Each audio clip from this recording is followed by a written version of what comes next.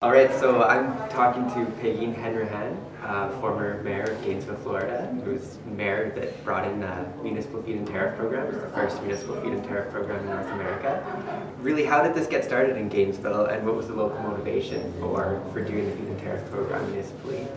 Well, our solar feed-in tariff was really part of a broader set of new energy policies, including very deep and substantial conservation policies, to try to encourage both homes and businesses to invest in insulation and improvements to their air conditioning and heating systems and lighting and so on. We also have a biomass project underway to build a biomass power plant that runs off waste materials from both the forestry industry and also urban tree trimming and other waste materials that are either burned in the field or composted today.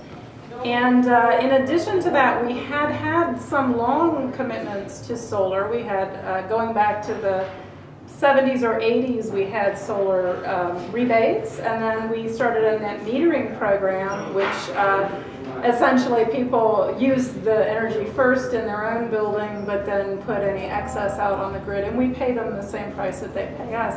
So those programs actually continued, but one of our key utility thinkers, Ed Regan, had visited Germany as part of the Solar Electric Power Association, which is a utility group that focuses on renewable energy. And he saw firsthand how the solar industry had really taken off in Germany, and he knew that the landscape was such in Gainesville that it might make sense for us. Obviously, we're the Sunshine State in Florida. But beyond that, he knew that we were really trying to diversify our energy supply, our fuel sources, have greater energy independence, and improve our environmental performance as well. So when he came back with this idea, it was really evident that there would be some benefit to being an early mover, and I think that's something that certainly might be of interest here in Alberta, because we've gotten tremendous media attention and publicity and all of that. And it's really important to say all of this was made possible. The landscape was set by our community. We have a lot of active citizens in Gainesville, many people who wanted to see a more forward-thinking energy supply system. And since adoption, we've had a great deal of enthusiasm and investment in our business community and our Chamber of Commerce as well. So it's been really an exciting transition to see. So what encouraged you to do this locally and not wait for state or national level governments to act instead? Well, you know, cities and counties, local governments across the world really have a tendency to lead on the edge of change. It's been true in civil rights policy, it's been true in terms of labor policy, and you know, the reason I really like the local government level is it's not nearly as complex as a provincial or national level government or state level government in the US, in that usually your decision-making body is much smaller. In Gainesville there are 7 decision makers, and you also have fewer complex interests at play and fewer barriers in some cases. And so most city or county officials you'll ever run across don't feel too constrained by their larger level governments in terms of adopting policies that they think are good for their citizens, their economy, their environment, and certainly they're very different places. I mean, it's evident to me Alberta has very rich resources in so many different ways that it's going to be a different decision here in this kind of an environment versus in Gainesville, Florida, which is a very small municipality that doesn't have access to other types of energy resources within our own borders.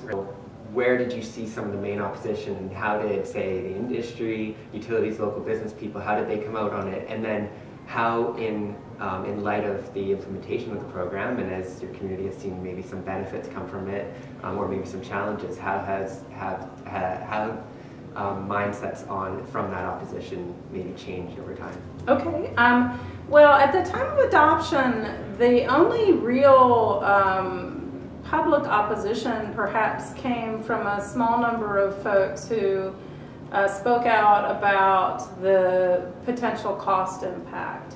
And there is a cost impact. In Gainesville, for the average residential customer, it's about 70 cents per month today. That covers the first 4 megawatts of solar power. And it will continue to increase slightly over time, but not at that same ratio, because the cost of the program will continue to go down as competition and a stable marketplace have been established. Since the adoption of the program, we've found, first of all, our solar industry has grown quite a bit, and they've also spawned some investment in other industries. For example, they do a fair amount of radio advertising and other media to let people know, hey, there's this program out there and you could take advantage of it. There have been realtors and attorneys involved in some of the larger scale projects. Certainly at a small household type level, that's not necessary. But if you're putting up a 1 megawatt system on top of a Walmart, which we actually have had happen in Gainesville, you might need some other assistance and those kinds of things. And so there are certainly realtors who've been big supporters of the program. And again, our Innovation Gainesville, which is a program of our Chamber of Commerce, has chosen green tech and biotech as the 2 industry clusters that we really have strength around in Gainesville.